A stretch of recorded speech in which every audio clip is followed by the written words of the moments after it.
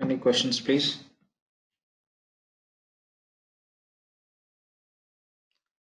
Okay, no questions. Okay. Yeah, sorry, Lakshman, this is Chinmaya.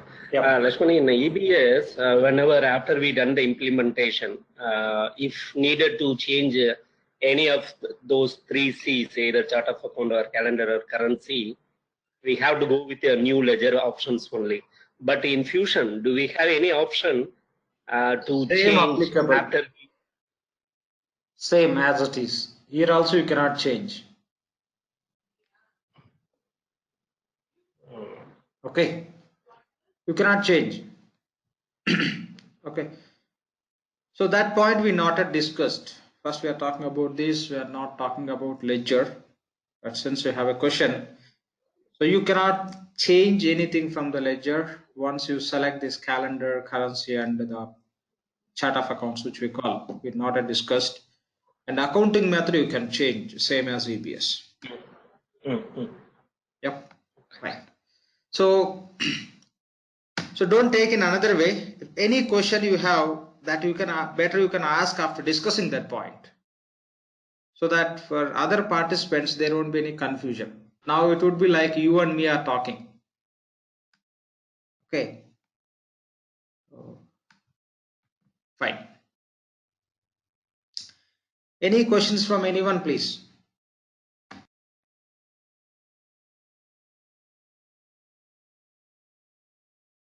Okay. No questions. So what we discussed in the yesterday's session? In the yesterday's session we discussed about the O2C cycle, and just we gone through that P2P and O2C high level overview once again with a simple diagram, and we discussed accounting calendar and currency part. Okay, type of currencies, this is what we discussed. Why we discussed about accounting calendar and currencies? If you want to record any business transaction in the system, we require date, and which date we are recording that business transaction we have to capture. To capture the dates within the system, we need accounting calendar. And what are the amount will enter as a part of transaction that you have to address with a currency. The amount what you enter that belongs to which currency we have to specify. So for dates purpose, we have to create the accounting calendar. When we talk about amount, we no need to create any currencies. All currencies Oracle is providing. So what are the currencies information Oracle is going to provide, that simply we call as seeded data. Okay, there's a lot of other data also Oracle will provide as a seeded. When we get into the application, we can see and understand. So on these points, any questions from anyone, please? Now other very important point is what activity we are doing as a part of any transaction. That could be sales or purchases or any other transaction which we record in the organization books, that we have to capture as an activity with a more detailed information. Okay, so detailed information. Say for example, I'm going to purchase laptop. Company point of view, how to write the details like this. How to specify on which date I am purchasing. Say today we are purchasing. So 3rd John 2020. What we are doing, we are purchasing laptop. If it is going to be recorded for any company, okay, if company is doing this activity, that we have to write more detail level. How we have to write?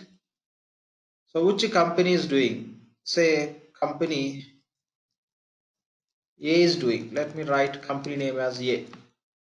If company A is doing this laptop purchase, and which department is involving in that purchase? Say finance. And what company A and finance departments are doing with for company A and department is finance, what they are doing? Laptop purchase. And again, if you want to capture details where you are doing this activity, in which location this activity is happening. If you want to capture that also, you may specify the location. So you are just doing this transaction, say in US, specific location, say dollars, location called as dollars. You are performing this business transaction, you are recording. So we are writing the company name. Company's name is A, and within the company A, which department is doing this activity, we are writing as a finance department. And what the finance department is doing, okay, within the company A, they are purchasing the laptop. This activity is where it is happening in dollars. This is how we have to write the detailed information in the system. Detailed information in the system, or say the books what companies maintains. And we have to specify the amount. Say what is the amount? Say 1000. What is this 1000? We have to address with the currency, say dollars, USD. So this is how we have to write each and every, we have to record each and every business transaction in the system, the detailed manner. Date, this simply you can call as a description of the transaction. The amounts you have to specify with the currency.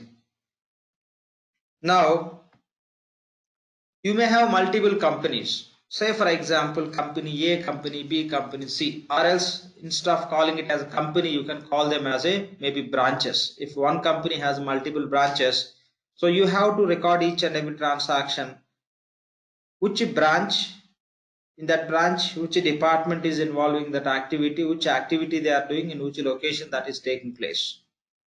Say for example, these details you want to capture. So in that case, those maybe companies or department, you have to maintain all. Okay, you have to maintain all in the system. You have to maintain all your companies, you have to maintain all your departments, you have to maintain all the activity related accounts information, and you have to maintain all the locations. So that's how you have to maintain all the details readily in the system, so that when you are going to create the transaction, you can capture the date, and you can just select which company, which department, which activity they are doing, that in which location, that easily you can select, and you can enter the amounts, and you can specify the currency. That's how you can record all those details.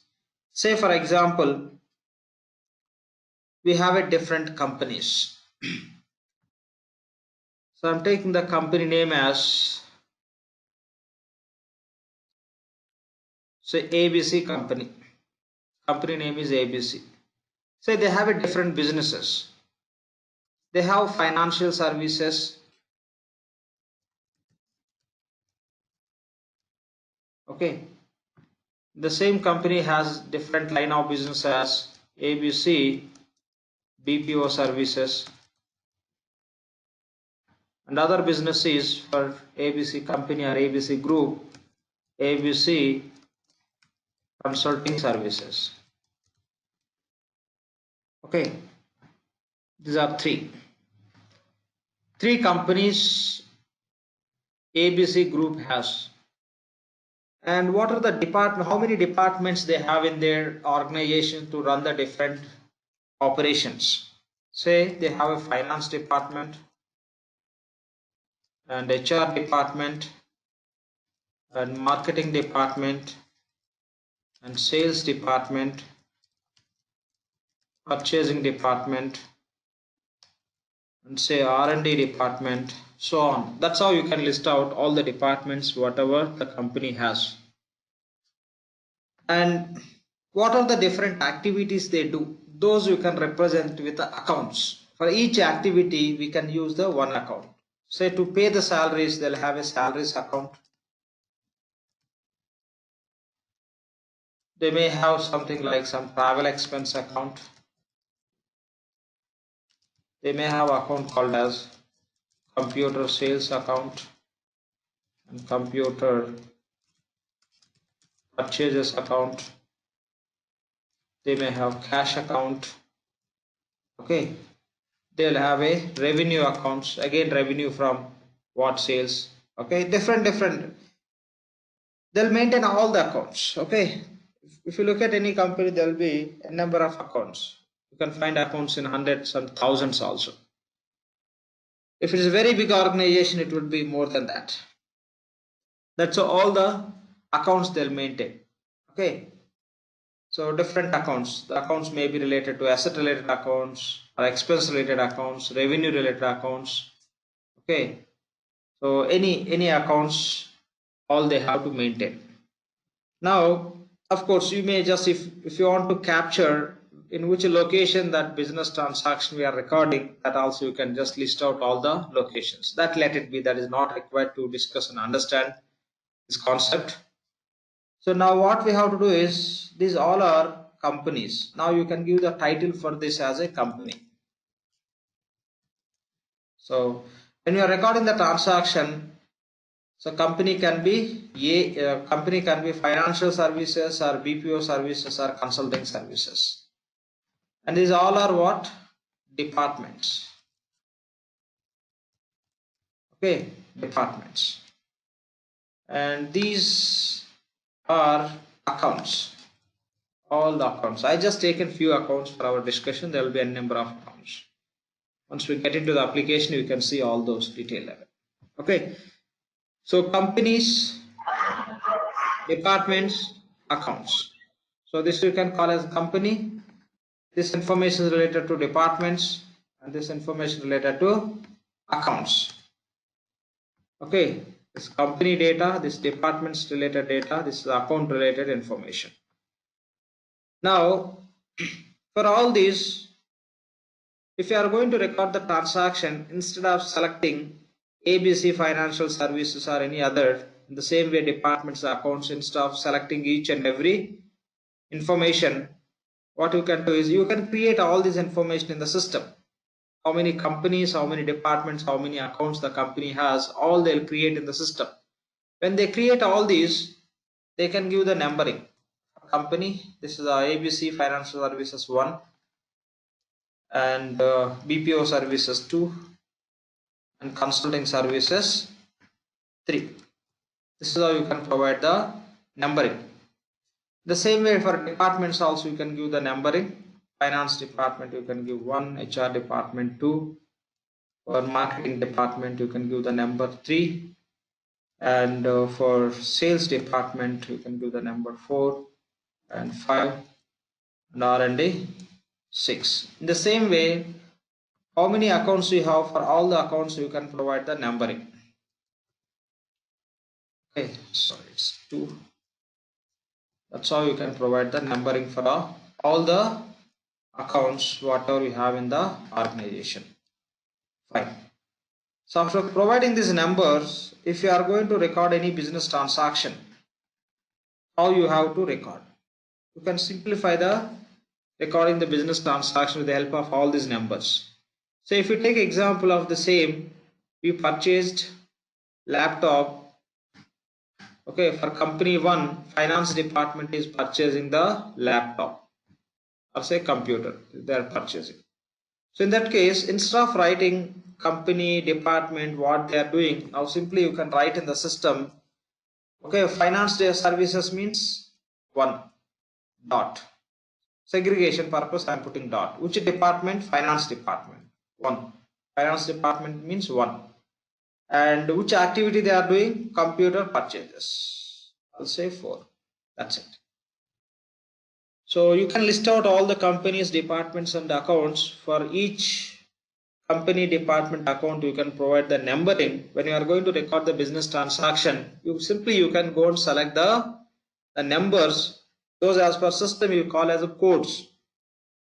Company code, department code, account code. So you can select company code, department code, account code. This we call as code combination. Okay, the combination we are taking for these 3 codes. These are the 3 codes we are combining. We are taking those 3 codes simply that we call as code combination. Okay, this we call as code combination.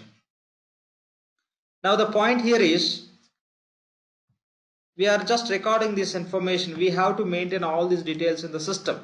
Okay, we have to maintain all these details in the system. So when you maintain all these details in the system, so in any application, if you want to record the transactions, we require date. So we can take from the dates, calendar, currencies, whatever the amount you enter, you can select the currency. And in any application, take any application, it can be purchasing, inventory, or order management, or payables, receivables, take any other application. In every application, we have to capture these details along with the date and amounts in every transaction. So there we have to use these codes. That's how you can simply record the transaction. Now when you talk about these details, okay, when you talk about these details, here 3 companies, 6 departments, maybe 100 accounts or 1000 accounts. So this all information should belongs to some organization, right? So the organization name I am giving as, okay, ABC Group. Okay, the organization name is ABC Group. The organization ABC Group has 3 different businesses and they have multiple departments and multiple accounts. So under group, these are the details. These are the companies, these are the departments, these are the accounts. Under the title of company, these are the company's information. Under the title of department, these are the department's related data. Under accounts title, these are the accounts. So this complete information we have to maintain in the system. Okay, this complete information we have to maintain in the system. If you look at these details, you can find some sort of hierarchy. Okay, top level you have to specify the group name. You will be writing as ABC Group. Under that you have to give the titles. Okay, titles related to this information. Then you have to write the actual, okay, their company's department's data. Could be company or departments or accounts. That means under ABC Group you have a different data segregations. Under data segregations, the relevant data we have to maintain.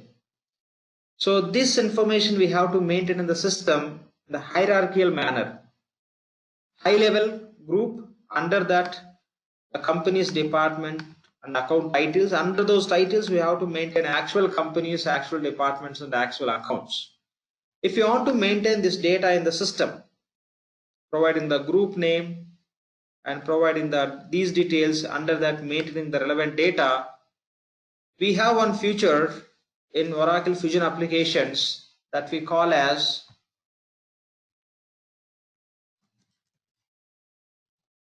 accounting key flex field. Okay, accounting key flex field. By using the accounting key flex field, you can maintain this data in the system so that when you are going to record the business transaction, simply you can select company code, department code and account related code. That's how you can record the business transaction. In Oracle Fusion applications, we have one feature called as accounting key flex field. By using the accounting key flex field, we can maintain all these details in the hierarchical manner. So this accounting key flex field we have in which application? The accounting key flex field we have in general ledger application. Okay, GL. Accounting key flex field we have in the general ledger application. Within the general ledger application, we have accounting key flex field. By using the accounting key flex field, we can create this complete information. Okay, we can create this complete information.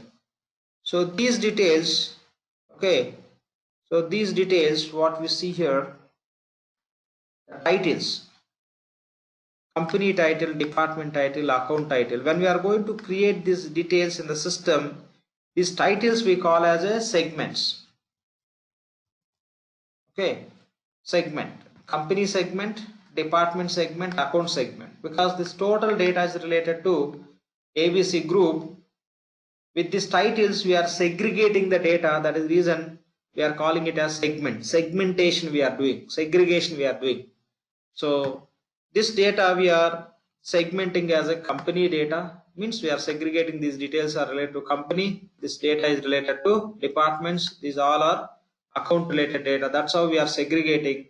So that is the reason these titles as per application in the general ledger application we call as segments.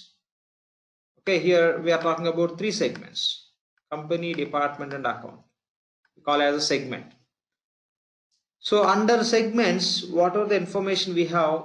Those we call as segment values. Okay, segment values. The titles we are calling as segments. Okay, under the titles, what are the actual companies, departments, and accounts we have? Those we call as segment values. What is this? This is a company segment. Under that, these are the company segment values. This is department segment. Under that, these are the department segment values. This is account segment. Under that, these we call as account segment values. So the titles we are calling as the segments, and okay, segments. Under titles, what are the information we have that we are calling as segment values? But for all this information, there is a title. This information belongs to which organization we given, okay, what we call, okay. But this information, this is a title, but this total information, this is a title. This you can call as structure name for the company. Okay, this is a structure name. As per system, okay, as per system, this we call as chart of accounts structure name. Okay, or else simply you can call as accounting structure name. Okay, so accounting, why we are calling this, we are going to create in the accounting key flex field, or simply you can call as accounting key flex field structure name.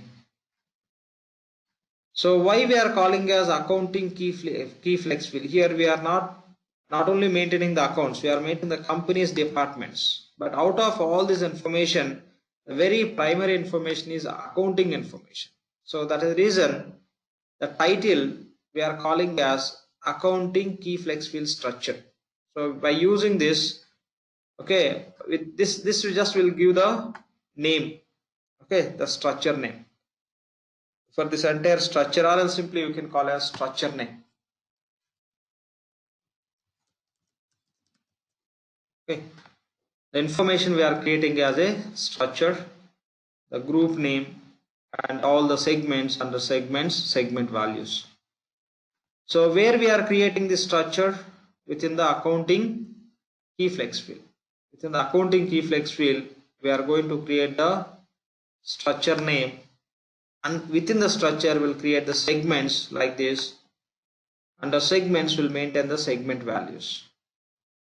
Okay, this complete definition, the structure name and segments and segment values, this complete information we can create that in the system with the name called as chart of account structure.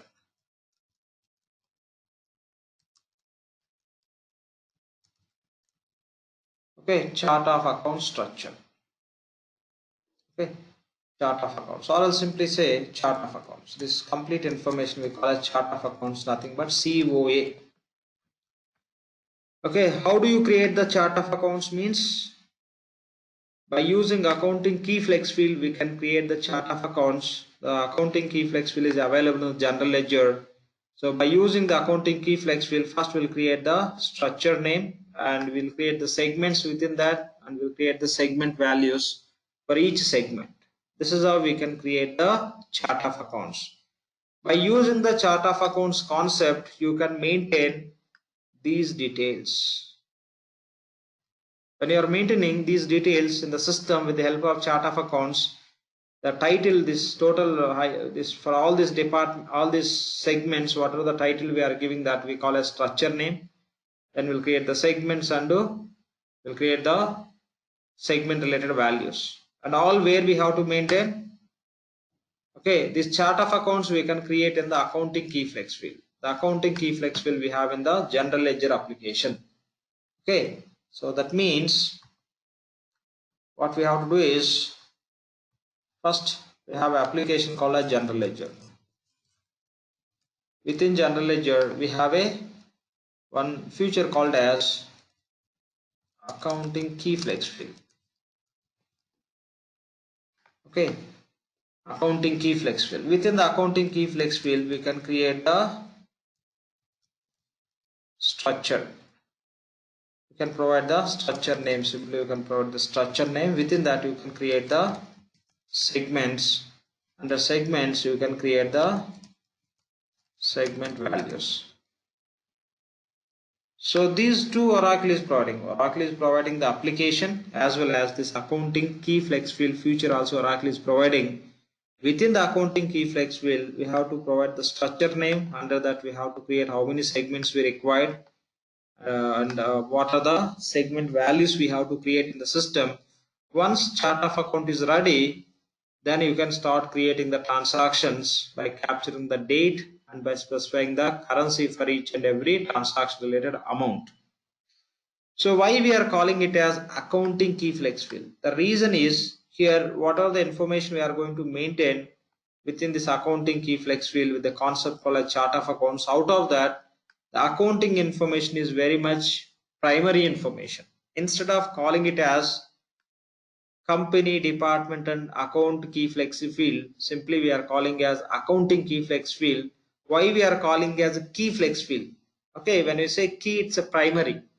Flex field means, okay, the fields which are flexible to maintain the data. So with the help of accounting, see the first point is key flex field. Key flex field. When you say key flex field, okay, the fields which are flexible to maintain key information of the organization. Which is the key information for the organization? Accounting information. That is the reason. So wherever we create this chart of accounts, for that what are the feature Oracle is providing, that we are calling as accounting key flex field. Okay, by using accounting key flex field we can maintain company mandatory information. What is the mandatory information for the companies? How many companies they have, how many departments they have, how many accounts they have. This is how just we can create. See, I taken here data segregation as a company, department, account. You can take one more segment called as location. You may take another segment called as a project. You can take many segments, how many required as per our company. And when we are going to create the segments within our chart of accounts, as per our application, there is a limitation. Okay, there is a limitation. Max you can create, okay, 30 segments in the chart of accounts. Within the chart of accounts, we create all these. When we are creating all these, here for our understanding, we taken 3 segments: company, department, account. So, but as per our applications, general ledger application, within the general ledger, by using accounting key flex field, we can create max 30 segments. No company is using 30 segments. The general business practice is companies are using 5, 6, 7, 8, 9 max. Rarely you may find 10 segments also. So the business will take the decision in every business transaction which details are required. Very primarily company, department, account. Along with that, if any other details if they want to capture, that they have to take as a segment into chart of accounts. That's how they can manage. Maximum we can create the 30 segments, but what Oracle recommends is always try to reduce the number of segments which you are going to use in our chart of accounts. If you use more number of segments, the system performance will be, the system performance will comes down. Okay, so that is the reason Oracle recommends to use less number of segments. The real implementations, when you look at the number of segments, would be generally less than 10 only. Okay, that's how we can find the real implementations. If you want to create the chart of accounts, minimum how many segments you have to create? The minimum segments whatever we have to create is 2 segments. Okay, minimum 2 segments. What are those minimum 2 segments? Those minimum 2 segments are ideally company and account. Okay, it would be very basic information for any transaction. For which company, what activity is doing. Okay, which company, what activity they are doing. That's how we have to maintain minimum 2 segments like company and account. And once we get into the application, there are a few other points also which you have to understand to get more clarity on why we are taking company and department only. So that we'll see in the application. But for now, to take this information. Okay. So to maintain all these details in the system, we have to create the chart of accounts. In the chart of accounts, so we'll create the segments. Under segments, we'll maintain the relevant data. If you want to create the segments within the chart of accounts, max you can go up to 30 segments, but always Oracle recommends to minimize the number of segments. Okay, the general practice is 5, 6 or 7, depending on the company, they'll go up to 10 also. If they are using more than 10, that we have to find it as that may not be good practice. Okay, so those many, you should not cook many segments into chart of accounts. You should try to reduce the usage of the segments. The reason, in the different applications, the relevant data will be able to capture as a part of transaction. You no need to include the details as a part of chart of accounts, not required. So when you create the transaction, again I'll talk about that point, why we no need to take many segments into chart of accounts. So minimum 2 segments we have to create. Those 2 segments are company and account. Okay, so this is a point we have to understand. So now the very summary point here is, if you want to create any business transaction, okay, if you want to create any business transaction in the system, what we required? We required accounting calendar, we required currency details, and we require chart of accounts. Okay, chart of accounts you can call as COA. Okay, we require chart of accounts.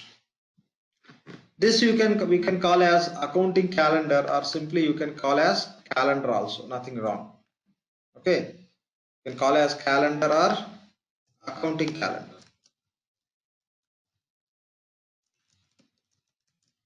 Fine.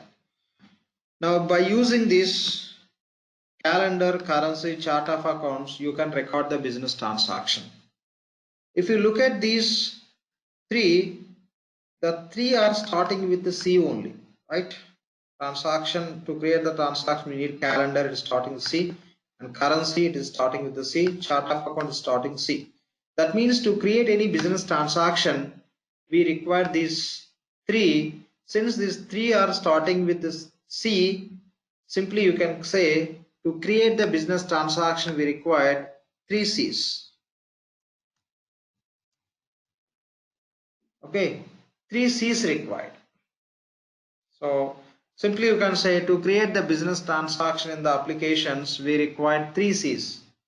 The 3 C's are nothing but calendar, currency and chart of accounts. Okay, calendar, currency and chart of accounts.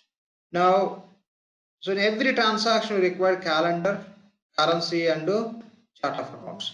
Since these 3 are required to record every business transaction, what we can do is we can group these 3. Okay, we can make a set, these 3 we can make as a set, so that these 3 would be available as a bundle. Whenever you are going to record the business transaction, you no need to search for calendars, currencies, chart of accounts to capture the details, which date, which currency, which company, department, all will be as a one set, so that you will be able to create the transactions without searching for the data. Readily that information would be available wherever you record the transactions. So now what we'll do is, since these 3 C's are required to record any business transaction, we can group them. By grouping these, what we can do is we can create the primary ledger. Okay, primary ledger. You can create the primary ledger in the system.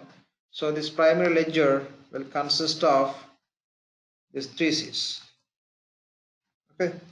By grouping these 3 C's, you can create the primary ledger. Okay, you can create the primary ledger so that you will be able to record the business transactions. Now we discussed. So GL we call as a GL is GL, remaining all other applications are subledger applications we discussed. If you want to record, already we discussed, in the GL we prepare the financial reports. Apart from that, in GL you can record the business transactions also. If you want to record, you can record the business transactions also directly in the GL. If you want to record the transactions in the GL, this primary ledger is required. In this primary ledger, we require these 3 C's. Okay, with the help of primary ledger, we can record the transactions in the GL, general ledger applications. How many C's required within that primary ledger? These 3 C's. But if you want to record the transactions in the subledger applications, okay, so in primary ledger, if you have these 3 C's, you can record the transactions in which application? General ledger. But if you want to record the transactions in FA or AP or PU or inventory or OM or ARCM, take any applications other than general ledger application. If you want to record the business transactions, the system, along with these 3 C's, we required one more component called as accounting method. If you look at the Oracle documentation, they says this already we are calling as 3 C's. Instead of calling as 3 C's and 1 A, what Oracle says is you count the second letter, that is C. Now call them as a 4 C's.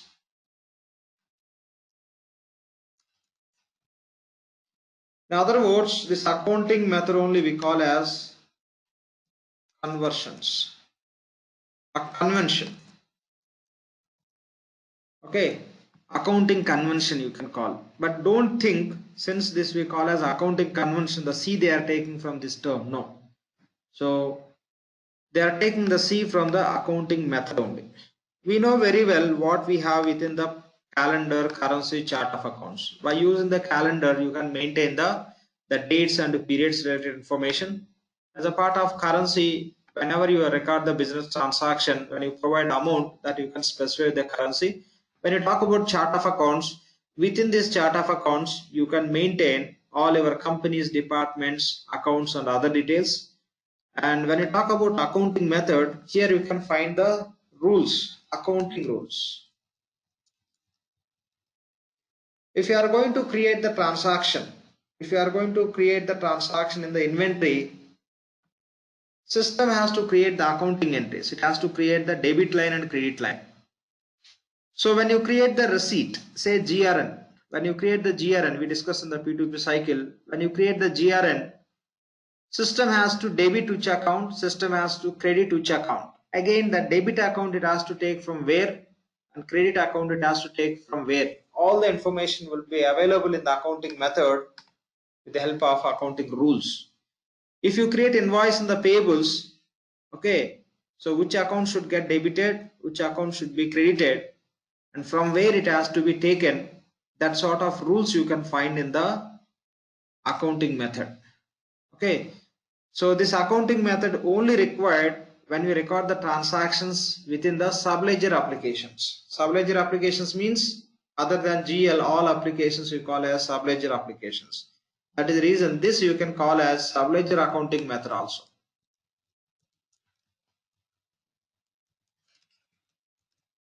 Okay, this we call as subledger accounting method also.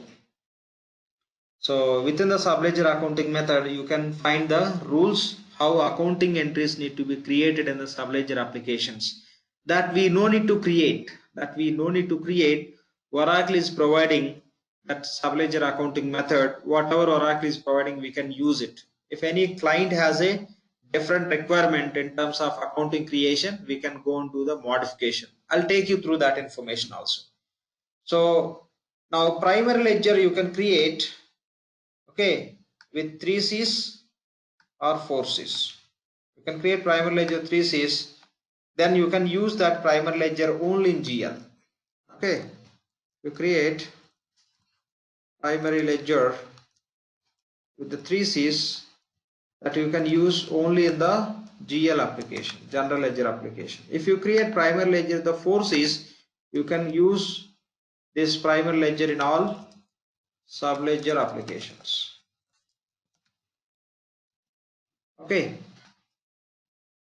So this is a point we have to understand.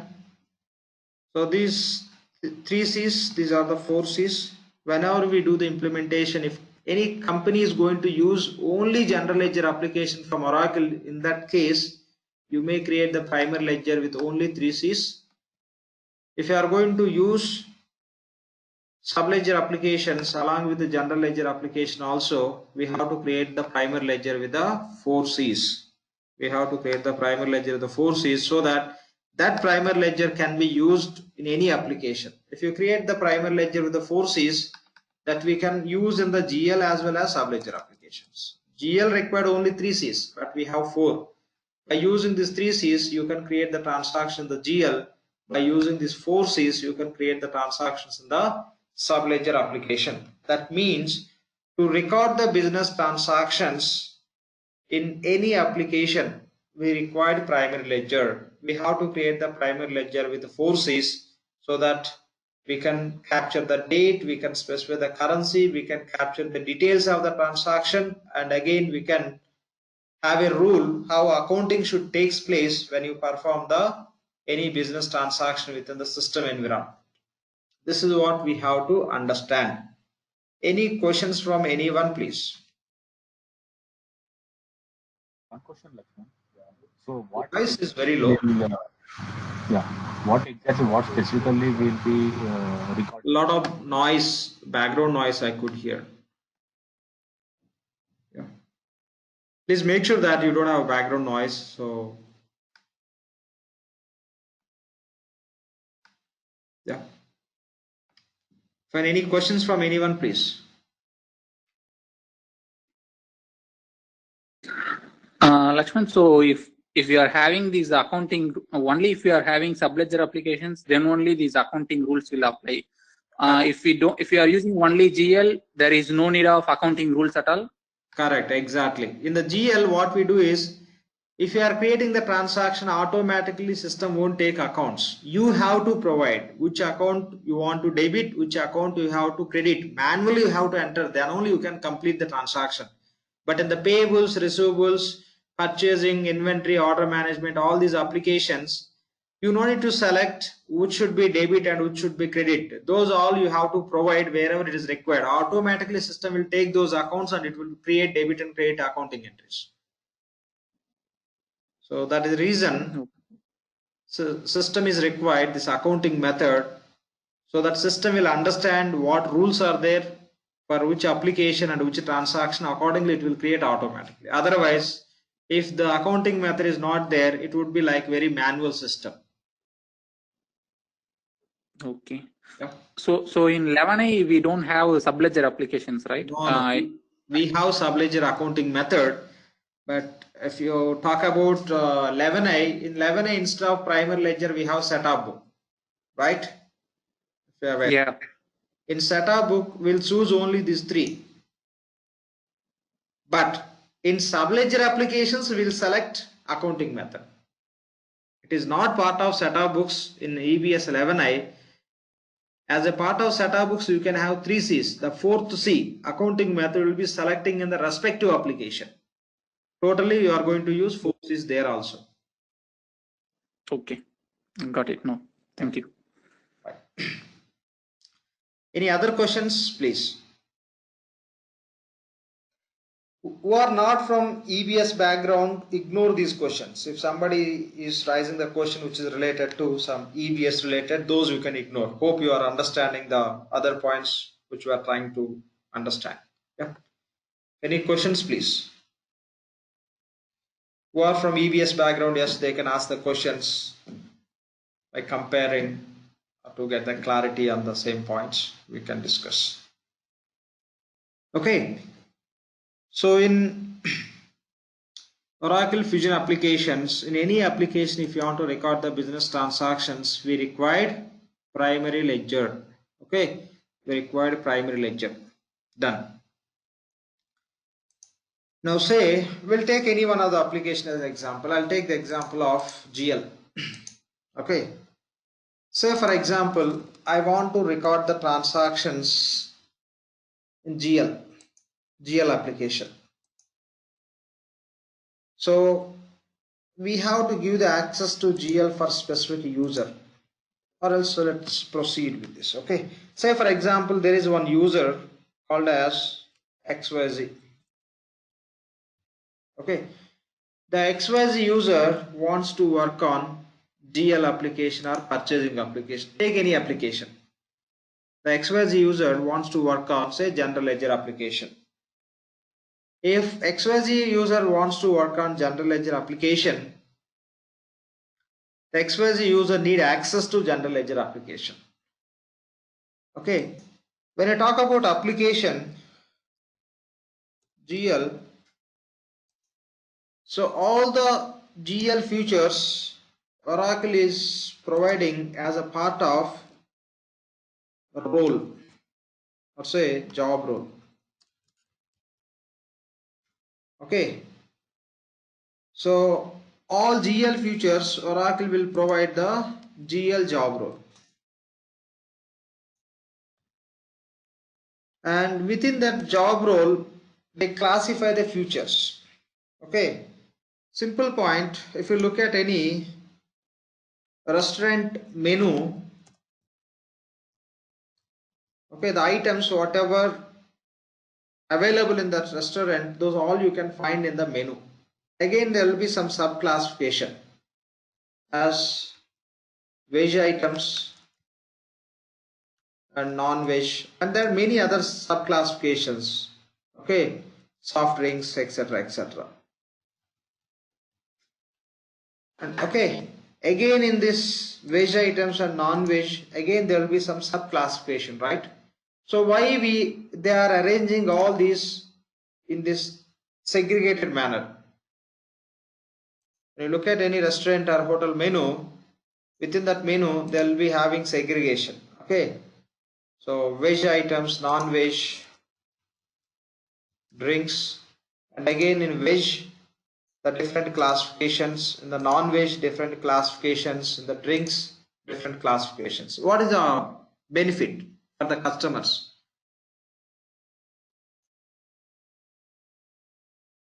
What is the benefit?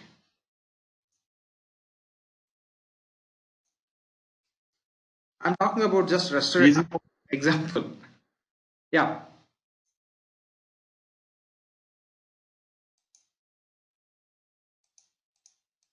What is the benefit? Selection will be easy. Yes, selection would become easy. Otherwise, it would be like too much of time taking. Okay, if I want to order one item, if there is no segregation for the item within the menu, say menu consists of 100 food items. Okay, 100 food items. I have to start verifying one by one. Then only I can find. If the menu is segregated into some sub-menu sections, some sub-classification, okay, so within the main menu you can have the sub-menus, okay, nothing but classification.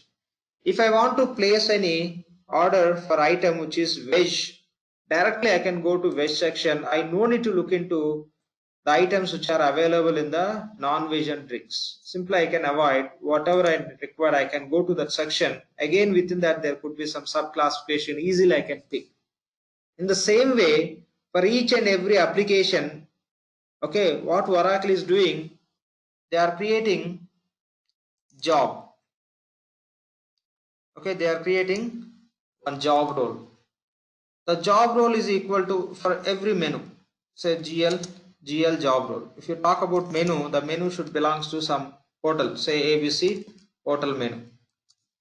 The ABC hotel menu, you can find out all the sub menus. In the same way, for every application, Oracle is providing the job role.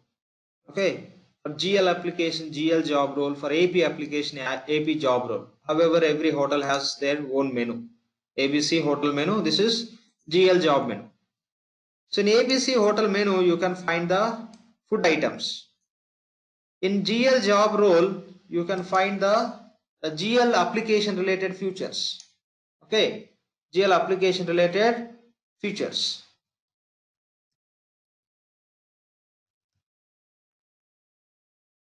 the GL application related features you can find within the GL job role, or simply you can call those as a functions, or you can call as privileges.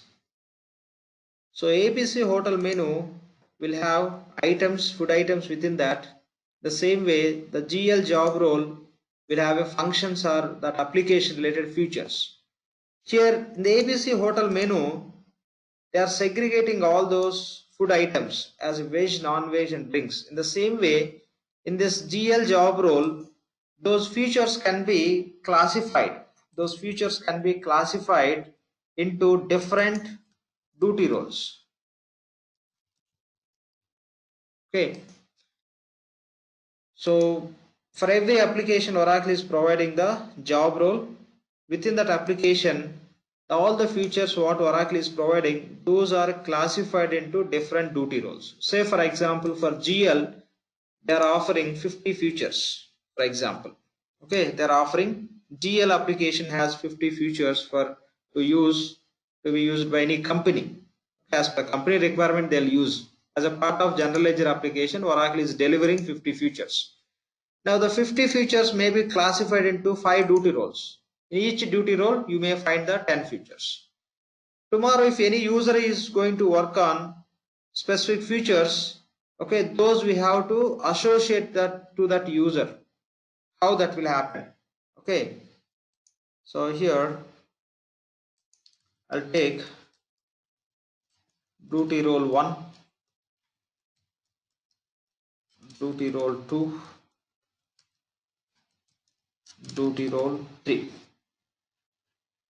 and say here we have 10 features related to GL application within the duty role 1, and duty role 2 we have 5 features.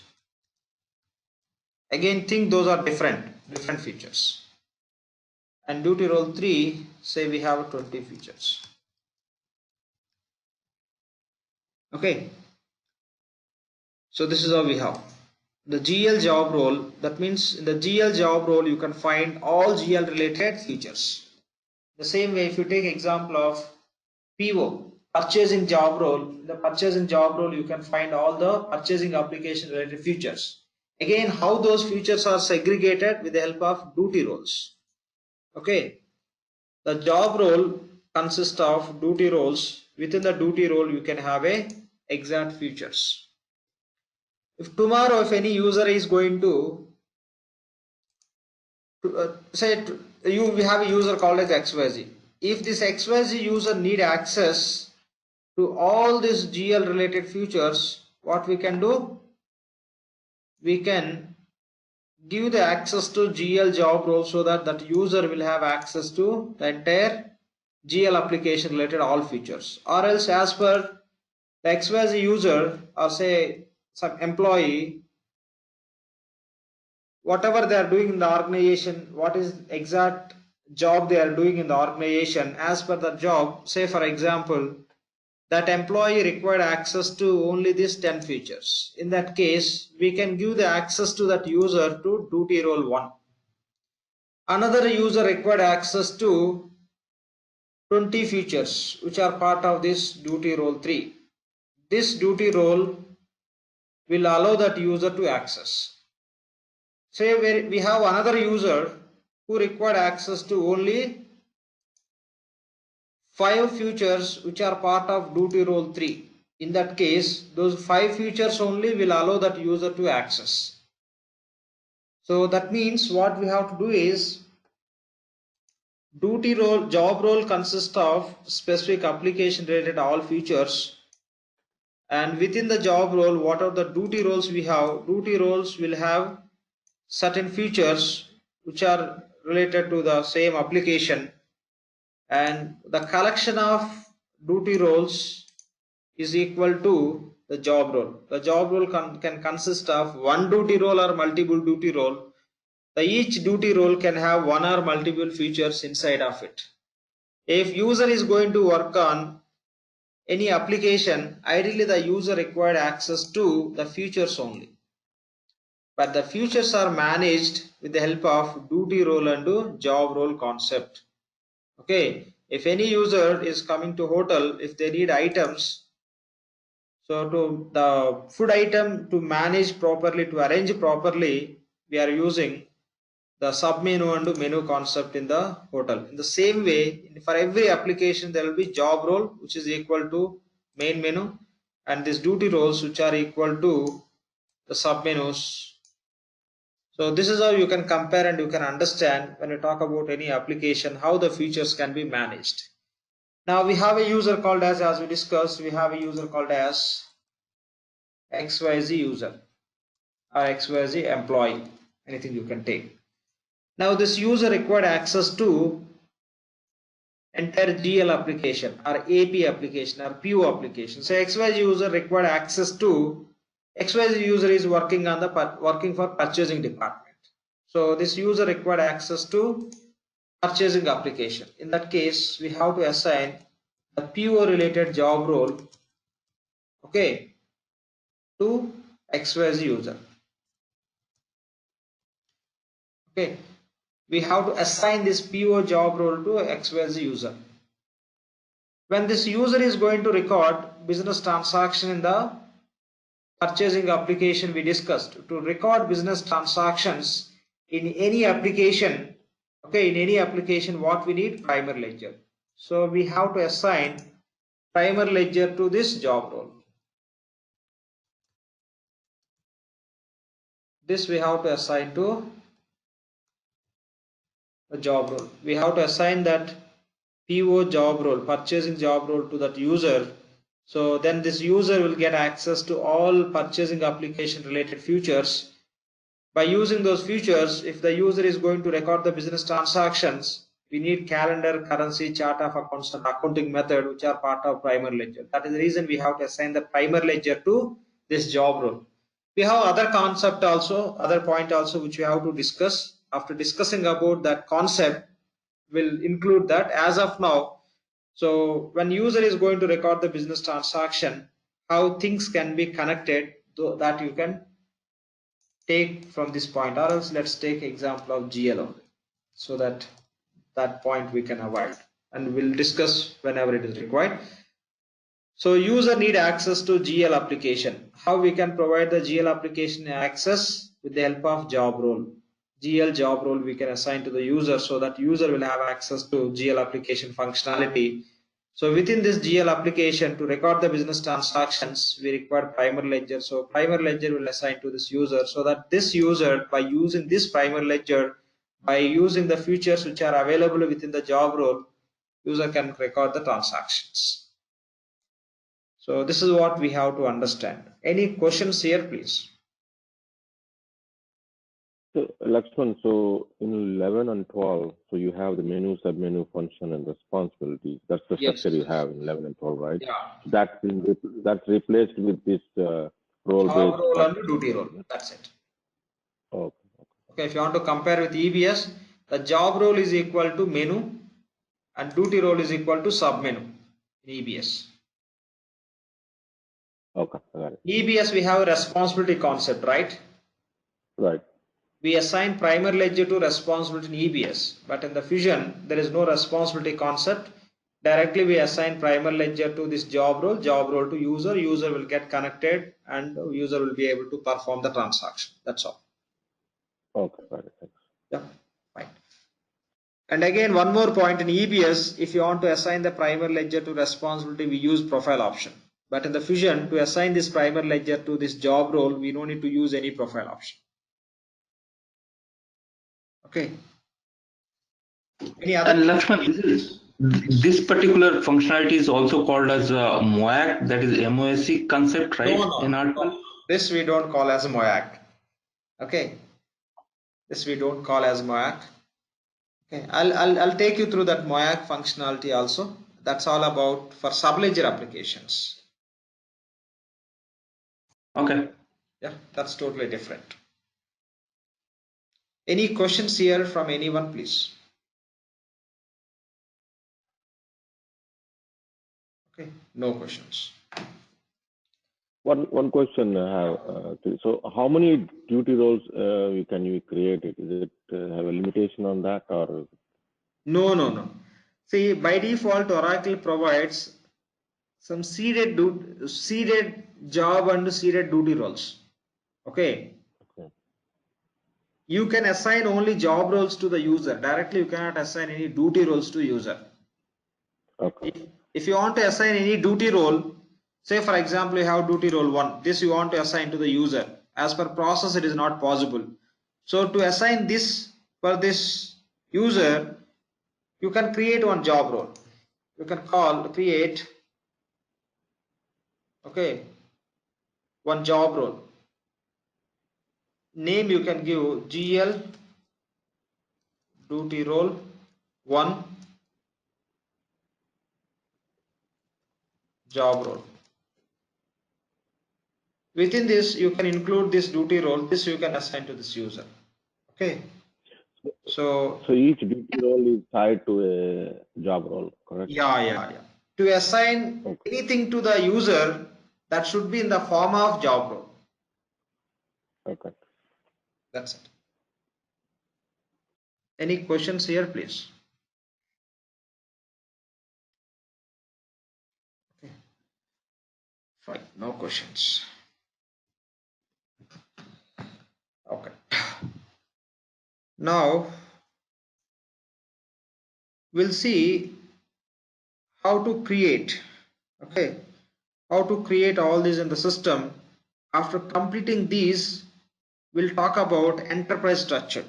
When we start with implementation, we have to understand about client business, how the complete business environment we have to bring into the system logical environment that we have to work on. To understand and to do in the system, we have to discuss about enterprise structure in the Fusion applications. As per EBS, that you call as multi-org structure, and there is some difference also that we'll be discussing in the classes going forward. Okay. So whatever we discussed so far, any questions from anyone, please?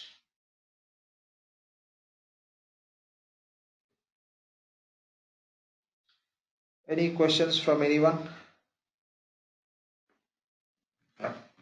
No questions. So one question I have, this one is Please. on the duty roles, right? You said like there are 10 features, 5 features, and 20 features like that. Yeah. So, well, are there any functions also underlying that where you can limit on the like only 5 functions on 10 features like that? You or? can call it as feature, or you can call it as function, or you can call it as privilege. All are same. There is no limit. I see, okay. There is no limit. Okay. How many features should be part of duty role, or there is no limit. How many duty roles should be part of job role? No limit. Okay. Right. You can Oracle provides for each and every application one or multiple job roles. Okay. If you take example of GL, for GL Oracle is providing the 5 job roles. In the same way, for each and every application Oracle is providing. As a part of classes, we'll see those detail level.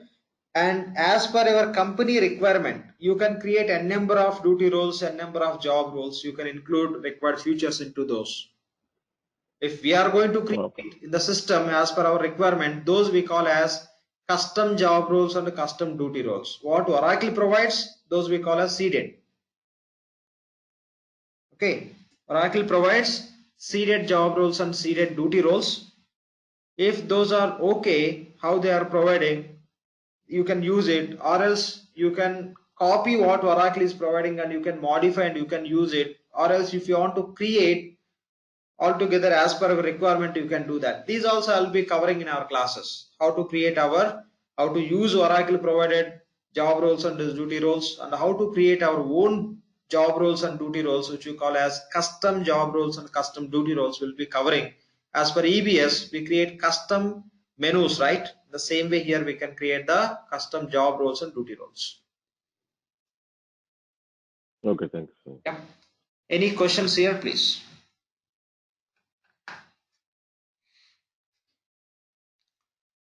Any questions from anyone? Okay. So in today's session, what we'll do is, if you are going to work as a consultant for SCM implementation, okay, So whatever the user you are going to use, that user required access to which job roles will see. Okay, for which job roles the user required access will look into. Okay, fine.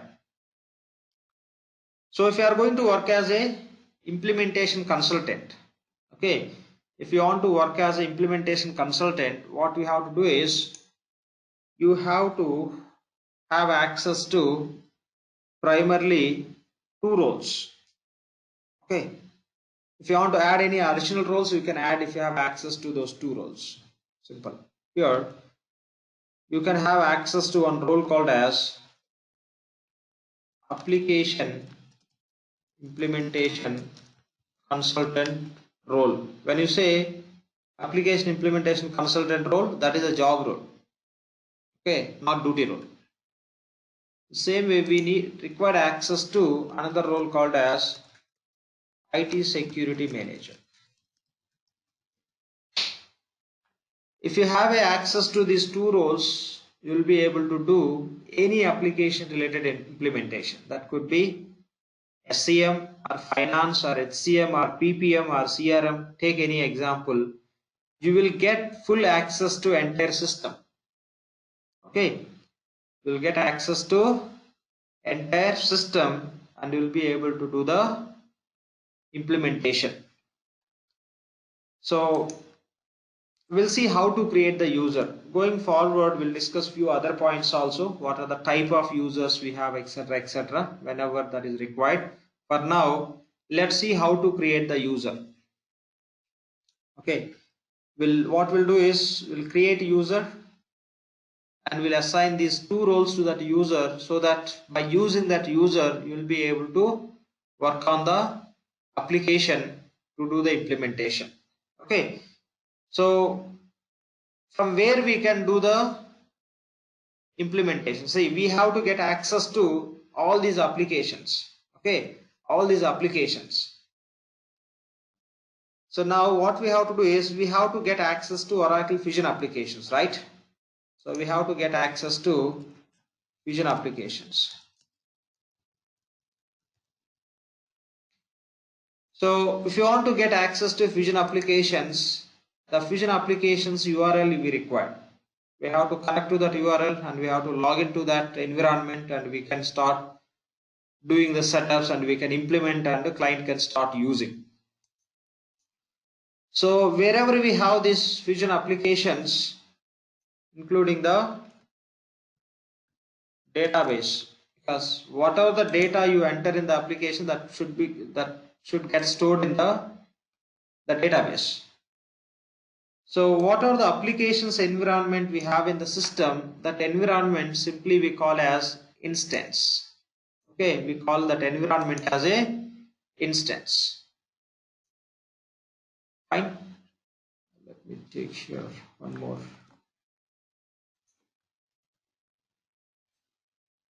Okay, the applications environment call as instance. One second.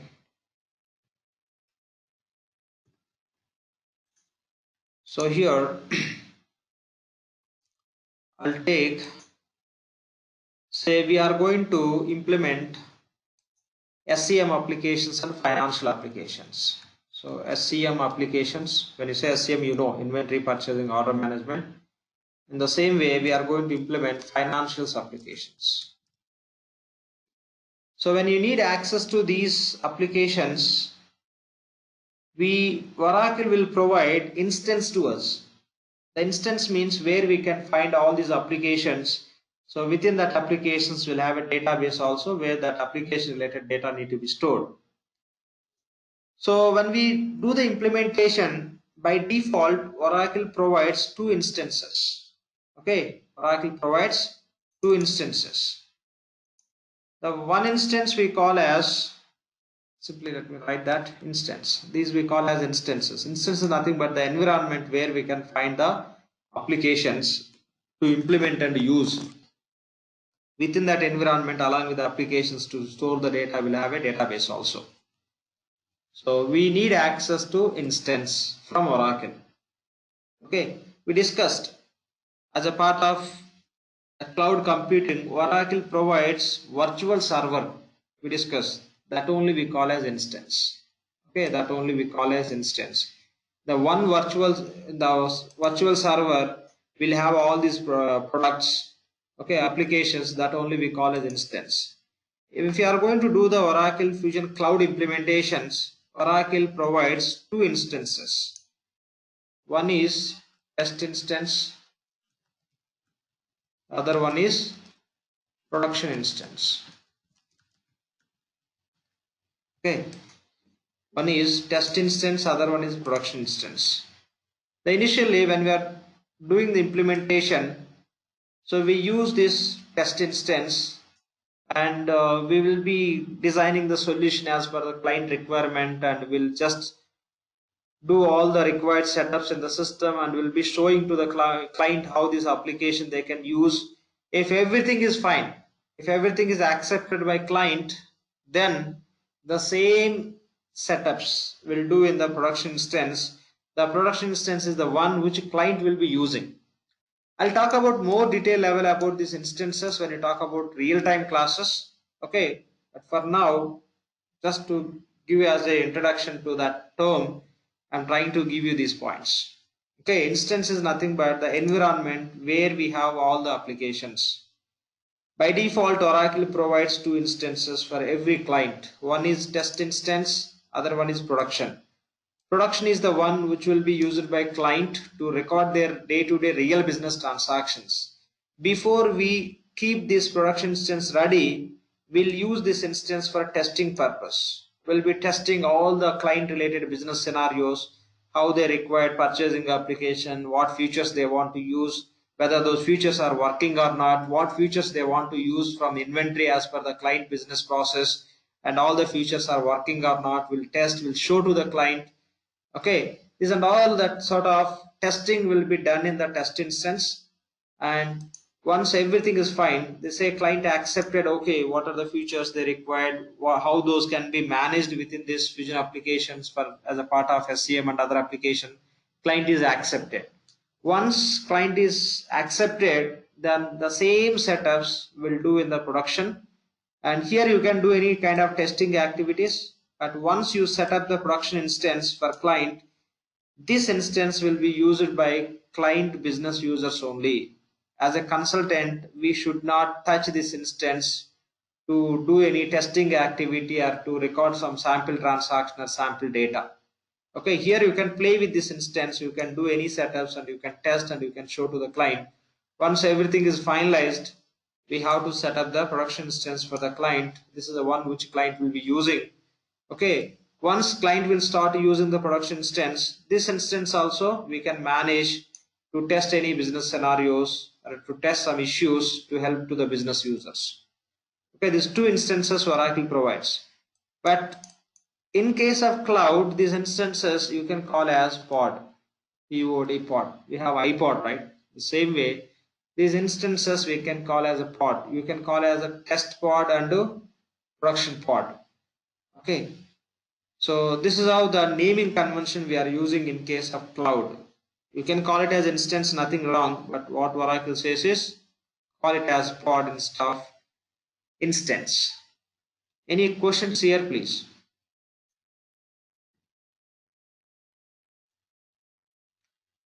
Okay. So in these two instances, what Oracle provides, there won't be any sample data. Okay, both would be blank only. But one we use for testing purpose so that you can keep everything ready. Once everything is ready, the same we will set up in this client will be using. Okay, that's how it works. Any questions from anyone, please? Fine. So at the time of implementation, okay, yeah, any questions?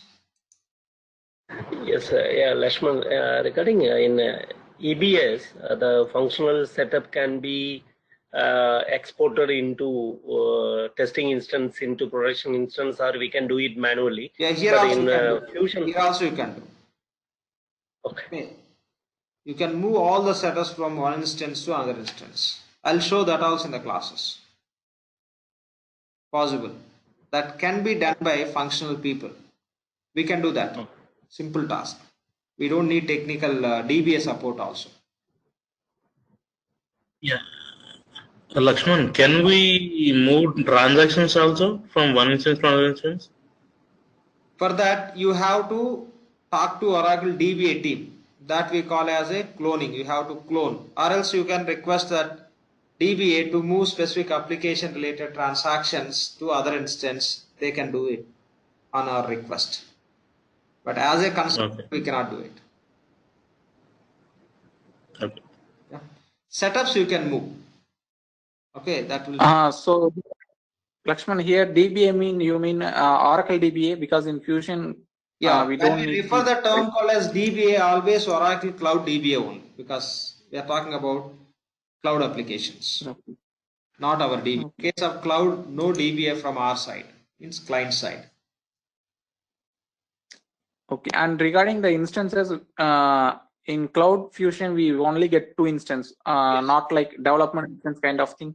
See, if it is a on-premise, you can ask our DBAs to create n number of instances in the same server, right? Yes. But here, Oracle provides only 2. If you need more than 2, you have to pay extra, they will provide. Okay, got it. Yes. Thanks. Yeah. Any other questions here, please?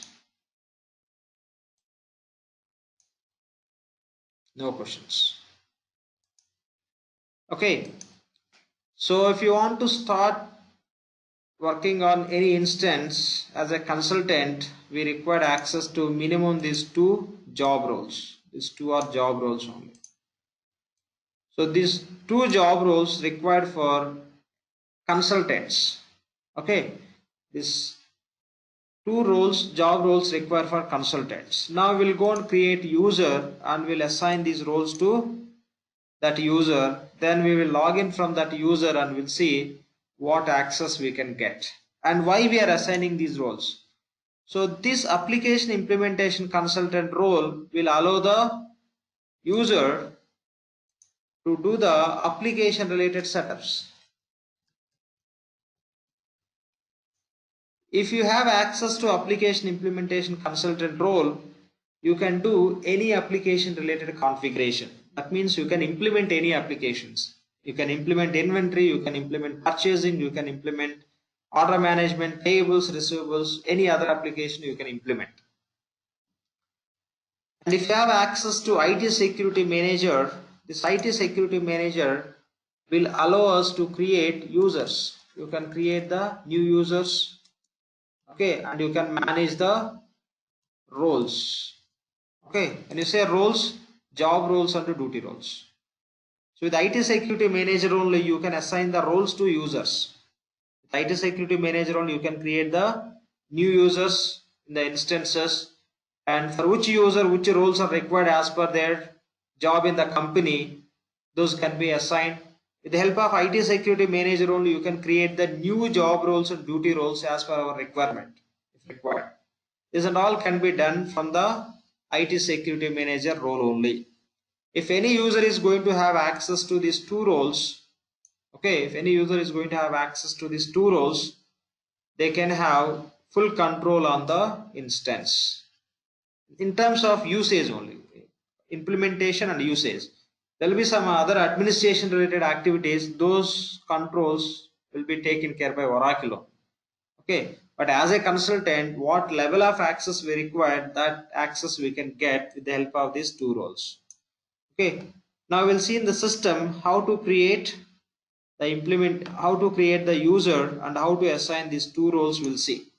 Okay, now I'm going to use one of the existing user in one of the instance.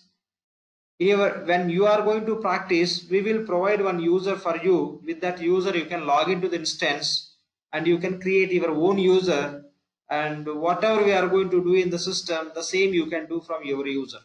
Okay, so for your practice purpose, we'll provide you one user. With that user, you can log in and you can create your own user. How to create your own user, we'll see now. Fine, so we'll go and see that. Now we'll create one user called as, say, Go Fusion. Okay, we'll take this name for our user. We'll create user called as Go Fusion, and we'll assign these two roles to this user so that this user will be able to do any application related setups, and this user can create new users, and roles can be associated, roles can be customized. This all can be performed by this user because of these two roles. Okay, we'll see now. Go to instance. This is a cloud instance. In cloud, again, this is SaaS environment. Okay, anyway, we don't require access to PaaS. Reason, we are not going to do any customizations, page related customizations. Okay, here I am going to use one user called as Google. I created that user already in this instance that I'm going to use. Okay. No plugins required. Okay. No Java plugin, etc. Nothing is required. This instance you can open from your smartphone also. From any device which is connected to internet, you'll be able to access this instance. Okay. This is again public cloud. From anywhere, anytime you can connect to this. Just you should know the user credentials. That's all. Now, we'll talk about all these points. What you see in this page will come to know each and everything. But now our target is user creation. Let's focus on that. Okay, slowly we'll come to know one by one whatever you see in these pages. So now we want to create the user. To create the user, you have to go to navigator. Where we have a navigator in this page. Here we have a bar icon. Okay, 3 bars we have. Just click on those bars. It opens the navigation. This is the navigation page. So what we want to do, we want to create the user. To create the user, go to tools. Go to tools. Within the tools, go to task. This is all whatever you see here, everything you can call it as a task. Okay, it allows us to perform something. That is the reason we call it as a task. Under tools, we have many tasks. We have to select the task called as security console. Okay, we have to select the task called as security console. Just click on security console. Ignore that message. We'll be working on the relevant concept also. Okay, it's related to job definitions. Okay, that we'll see when we touch that concept. Ignore that message, not required now. Here we have a roles, users, analytics, etc., etc. Select users part. Okay, select users. Now click on add user account. Click on add user account. Now provide user name. Okay, the last name. Here first name, last name, many fields we have, but let's provide mandatory fields. Provide last name, provide username, provide password and confirm the same. Then user creation will be done. Then we have to assign the roles to that user by clicking on add roles tab. We'll see those one by one. Which user we want to create? We want to create user called as Go Fusion. So give the name as Go Fusion. Okay. And the same user last name we are taking as a username. And provide password. You can see the password policy here. The simple policy. This policy can be changed, modified from this security console. Okay. Here we can do all those settings also. Administration level you can do all those. But what we have here, you see that. Okay, simple. At least 8 characters, 1 number. Okay. Provide password for this user. Okay, I just given the password and the same I just confirm. Now if you say save and close, user will be ready. So along with that user, if you want to assign the roles, you can click on add roles. Okay, you can click on add roles. From here you can assign. Otherwise, okay, first we'll complete the user creation. Okay, we created a user. Then say save and close. From the same page you can find out the user whatever we created. Go Fusion. Click on search. So this is the user we created. The display name, it's nothing but last name. The actual user name is Go Fusion. We didn't provide any email ID and all. The user status is active. If you want to reset the password for this user, click on actions. By selecting reset password, you can reset. Or else if you want to log this user account, you can log. If you want to delete this user from this instance, yes, you can delete. These are the 3 actions you can perform against this user account. Okay, we will see how to reset the password. Just select reset password, select manually change the password. Okay, so automatically generate the password means if you just provide the link, email ID and all, that's how that link will be shared on the email ID to generate the password. So we'll set the password to manual process. We are resetting. Already we set the password, we are going to reset. Okay, so you can say reset password. So that's how you can reset the password. If you want to open and see this user definition, just click on the username or display name. Just it will open the user definition whatever we did. Now you can assign the roles to this user by clicking on edit. You can click on edit. This user record will turn into editable mode where we can assign the users or roles to this user. So as we planned, we'll go and assign these 2 roles, application implementation consultant and IT security manager. Click on add roles. The role name is application implementation consultant. Okay, so application implementation consultant.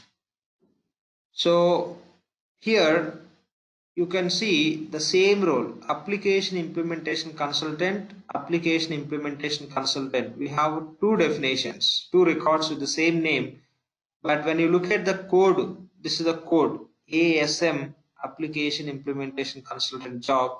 Here this code is starting with the ORA ASM, application implementation consultant. Okay, so there is a code difference but name is same. But in these 2 roles will have a same privileges. There is no difference. When you do the roles customization, at the time I will explain what is the difference between these 2. As of now, take as both have same privileges. Yes, reality both roles have same privileges, but why Oracle provided those 2 with a different role codes, that we'll discuss. Okay. So now you can select any one of the role. The same, these 2 roles somebody copied. Okay, as a part of roles customization, even we are going to see how to copy the roles, how to modify, how to create our own roles. Everything will be testing. So we'll understand those. So you can select any one of the role that you can assign to the user. I'm selecting the first one. And select again here. And say add role membership. If you click on this tab, this role will get assigned to our user called as Go Fusion. Add role membership and say OK. Fine. Now we have to assign one more role called as IT security manager.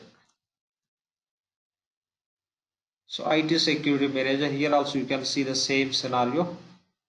2 roles with the same name, but the codes are different. It is starting with FND IT security manager job. This is starting with ORA FND IT security manager. Any one you can select.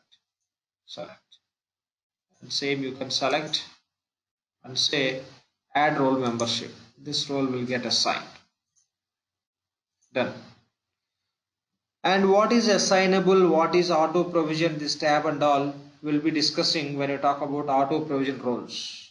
Once we are ready with some other setups, then we can test those. At that time we'll discuss and we'll see the same. So now we created a user and we assign these 2 roles to this user. Okay, we assign these 2 roles to this user. say save and close. Just click on done.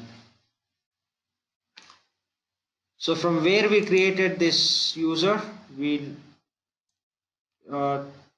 within the navigation under tools, you have a security console. From the security console, we navigated to this page. From this page, in this page we selected users, and by clicking on add user accounts, we created a user and we assigned the roles. This is how we create our own user.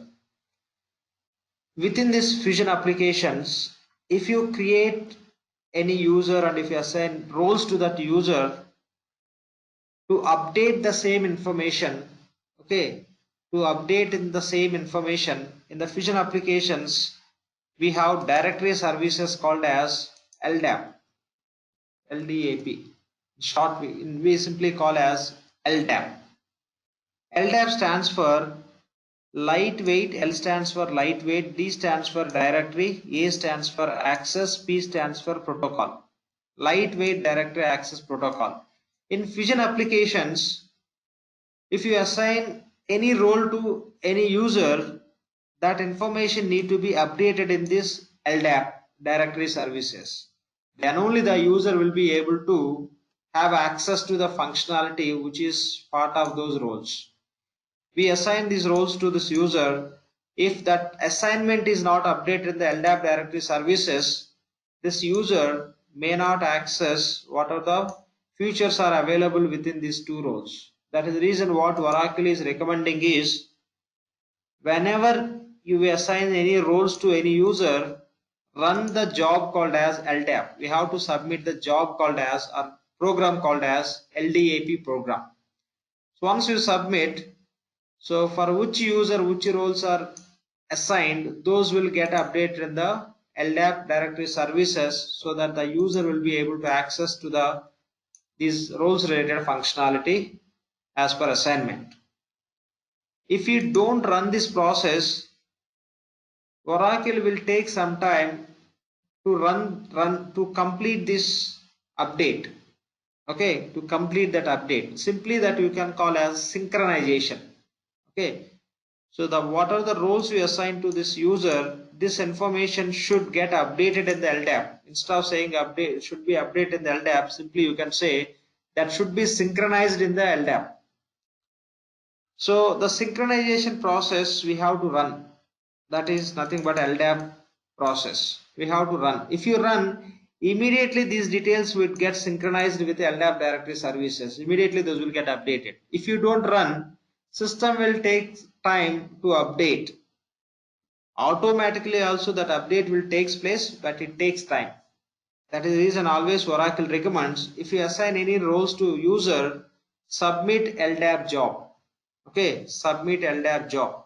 That is nothing but program. We have to submit the program, so that the roles whatever assigned to that user, that information will be updated in the LDAP directory services, so that the user will be able to get access to this role related functionality.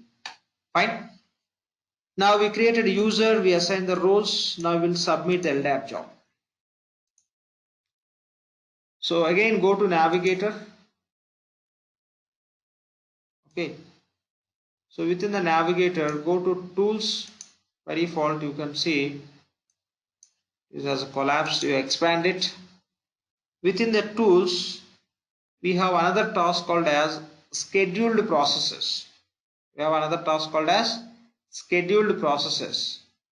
Just click on this scheduled processes. It will take us to the page from where we can run that program.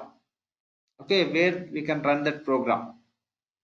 Click on schedule new process. Okay, search for LDAP, search. Here we are calling it a job, and we have a job and job set. In EBS we have a request and request set. The same here we are calling a job and job set. Okay, select, just type LDAP, use tab, it will fetch LDAP related jobs. So the first job we have to select. Retrieve latest LDAP changes. This job we have to submit. Select. Just click on that job will get selected. Say OK. Now you can see the purpose of the job. Why we are running this? To synchronize users, roles and role grants with a definition in LDAP. The LDAP directory services, what are the users you created, to which user, which roles you assigned, within the roles, what are the role related grants, permissions we have, everything need to be updated here. Then only the user will get real access to those roles, whatever we assign. Otherwise, you could see as assigned, but when user is trying to connect to those role related functionality, that won't be available if that information is not synchronized in the LDAP directory services. That is the reason we have to submit this. Say OK. Okay, directly you can say submit and say OK. Now system is submitted one job request. Say OK. Now click on refresh. Okay.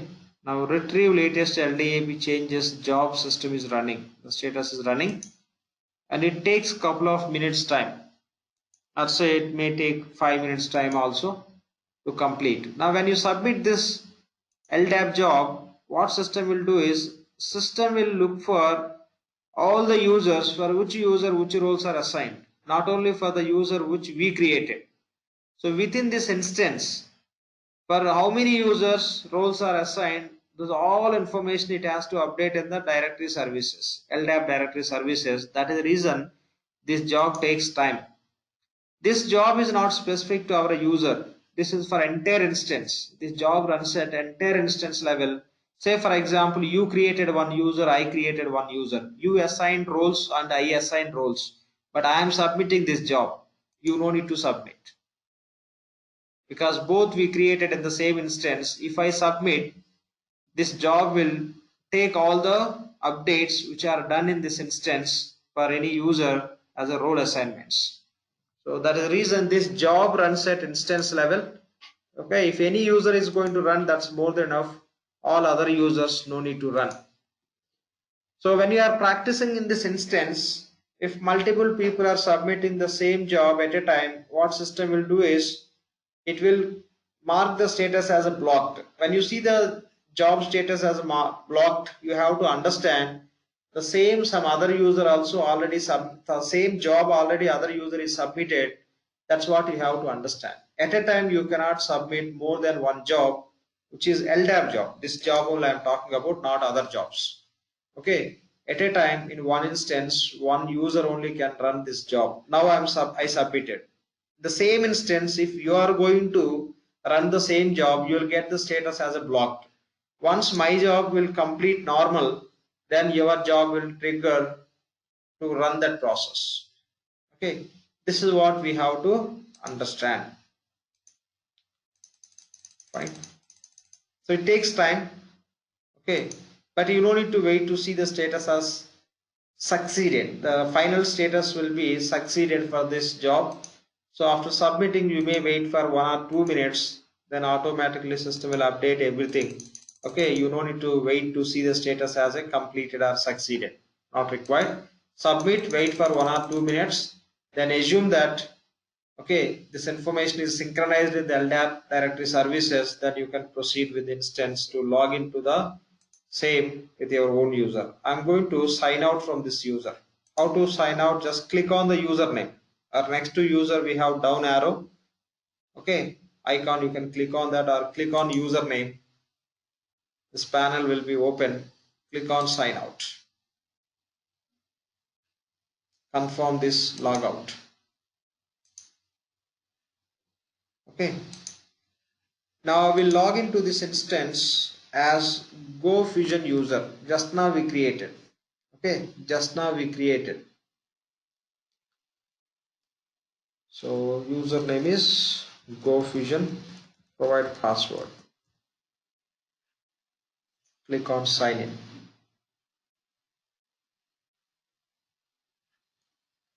Okay, we got access.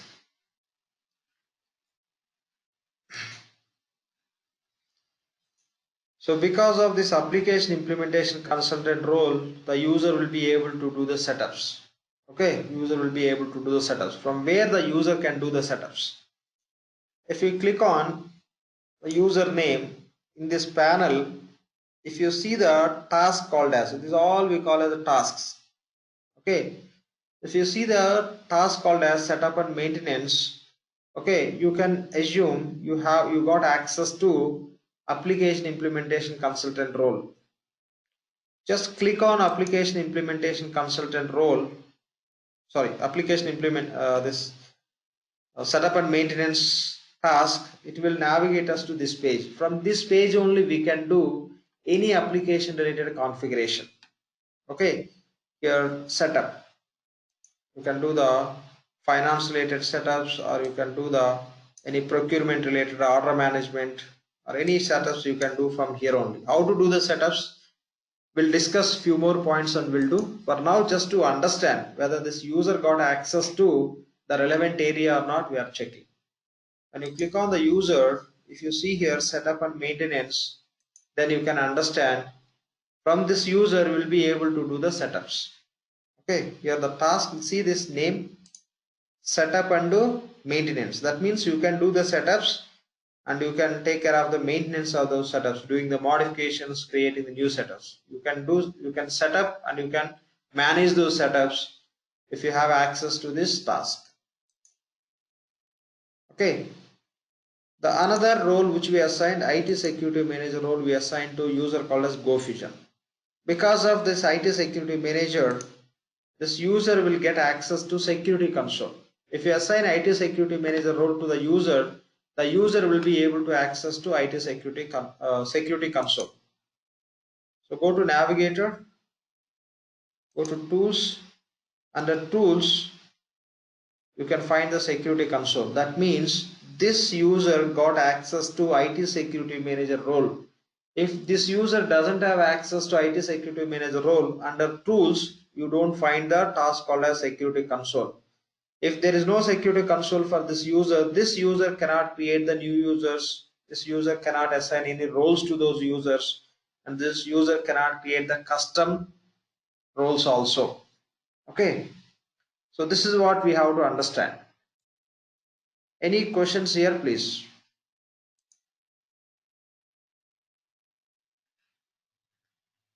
Any questions from anyone? Hey, Lakshman, so the LDAP process is in real time is automated scheduled one, right? You don't need to run, you don't run If you that want to process. schedule, you can schedule. You can create the schedule. It should run every 1 hour or every 1 minute or every 5 minutes. If you want to schedule, you can schedule. But we know all the time we don't work on these roles assignments to the users, right? As a part of implementation, we assign the roles to the users. Once implementation is done, the user will start working on the processes. Any additional role need to be assigned to any user, then we'll assign and we'll run the LDAP job. You can schedule, but ideally that is not required. Okay. Yep. Any questions from anyone, please? Yeah, Lakshman, one question is, for example, we are getting different options within tools. So is it because due to the IT security manager? No. Here, this all we are getting, not only tools, here you could see many, right? Yes. So if you create one user, okay, if you don't assign any roles, you will get access to home page and services and me, and here you'll get access to reports and analytics. The remaining all what you are seeing here, these all we are getting because of those two roles. Okay, two roles. Exactly from which role what we are getting, we can go and check also. Okay. That we'll see in our classes, that I'll be covering as a part of custom roles, how to create our own roles. In that discussions, I'll be taking you through how to check which role has which privileges. Okay, fine. Fine. Because this application implementation consultant role got access to many privileges. Almost all we are getting because of that IT security application implementation consultant role. So because of IT security manager, we are getting access to early security console. Rest of all we are getting because of application implementation consultant. Any questions here, please?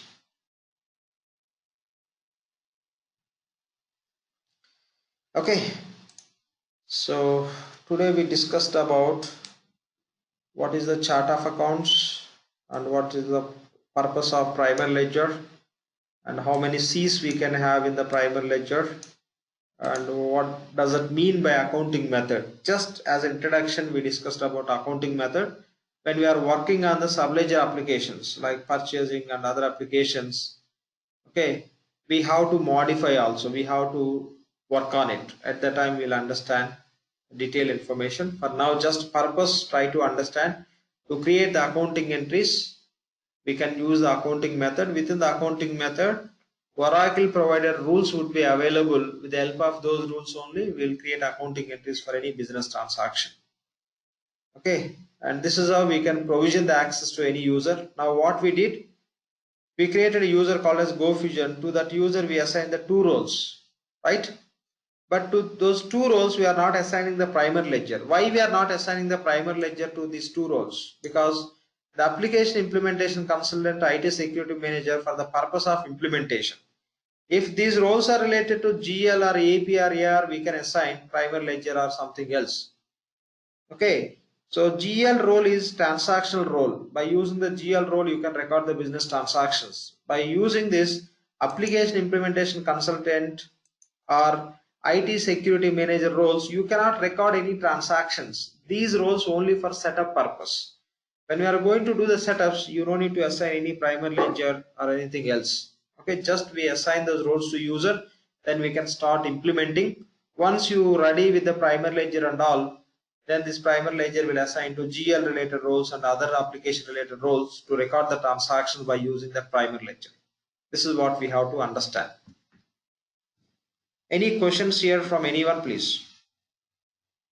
So, hey, Lakshman, so in 11 or 12, the user and the employee is tied together, right? So Here in also we can do Fusion, that. how the... Here also we can do that. Sorry? Okay, so first you can create the employee user, right? Later you can associate employee with the user. Right. But the same we can do here. Okay, right. We'll be covering everything. Okay, we'll be covering everything without completing whatever the points you guys are raising. We cannot complete this course. I'll be covering, but this is not the time. If you want to create the employee user, we cannot create now. The reason, to create the employee user, you need primary ledger. Along with the primary ledger, you need some other setups also ready. Otherwise, you cannot create the employee user or employee definition in the Fusion application. That is possible in EBS. It could be 11 or R12. You can create employee directly, but here it is not possible. That is the reason I am not touching that point. But fine. Any questions from anyone, please? So, Lakshman, is this actually LDAP job is similar to our workflow background process in R12? No. Workflow background process for approvals purpose, right? Okay, that is only for approvals. This is not for that purpose. Okay, to update which roles are assigned with the user in the LDAP directory services, this will be useful. Okay, workflow process will update workflow related changes or activities. This will update the roles related information in the directory services. That is for workflow to update and the LDAP also to update only. The information is different. Got it. Yeah. Any questions, please?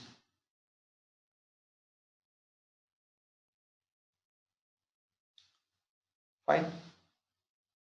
So seems to no questions. If no questions, we can wind up for today. And in the next session, we'll discuss a very... Unmuted. Lakshman, how to get the instance details and all? You can keep in touch with it. They will provide. Sure. Thank you. Fine. Okay. And can we also update, the workbook here with a date or something, session number, so it will be easy to, refer? Yeah, I'll do that. I'll do that. Okay, thank you. Yeah, fine. Lakshman, in Fusion, do we have shared HR services or HCM only? Sorry? In Fusion, do we have these shared Yes. HR services? Or? Yes, we have.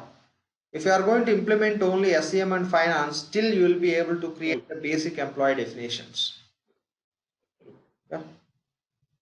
It is available with the shared only. You don't need to take any subscription for HCM when you are implementing SCM applications only or SCM and finance. So what are the dependency setups we have to do which are related to HCM or any other applications, those would be available wherever those are required.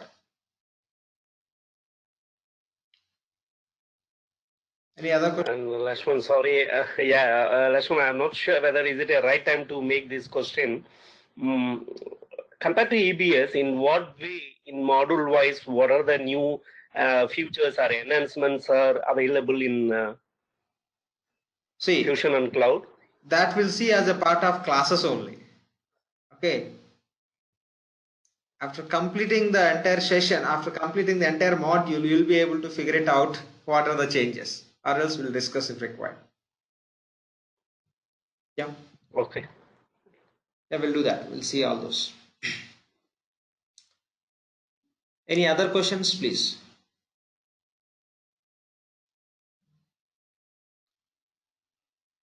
Fine. If no questions, we can wind up for today. Okay, we'll connect on Monday. Yes, Monday. So as we know, like the classes from Monday to Friday only. So we'll connect on Monday. Monday we'll discuss few other topics which we should understand. Okay, before we start with any application related setups. Okay. On Monday we'll discuss few points. Once we're done with that, we can start working on the instance. So once you get instance access from the team, you create your own user. Please don't proceed with that same user which we are going to share. We are going to share one user where you can create your own user. Okay, with the help of that user, you can follow the process whatever we have seen in the today's session. That's how you can create the user. Once you create that user, you can forget about the user which we provided.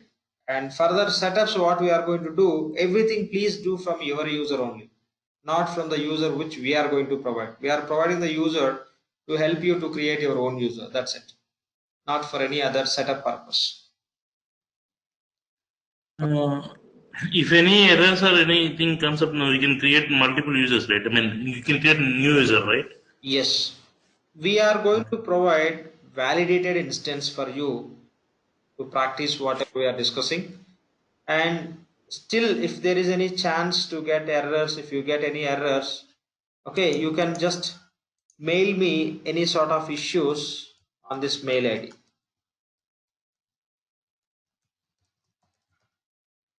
Okay, on this mail ID or else on this ID. Okay, you can email me those errors on these mail IDs. I'll revert back to the same. And if any urgency, you can talk to the team and they will connect and we can talk on that and we can work on it. Fine. Any other questions, please? Thanks, Lakshman. Yeah, thank you. Any questions from anyone, please?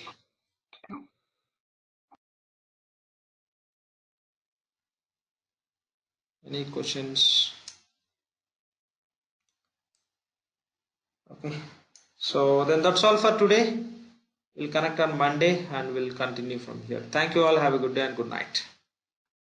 Thank you. Good day. Yeah, thank you. Thank you so much. Thank you, Lakshman. Yep, thank you. Okay, still I'll be available for 5 more minutes in the meeting. If you have any questions from anyone, please. No questions, you can drop. If you have any questions, please.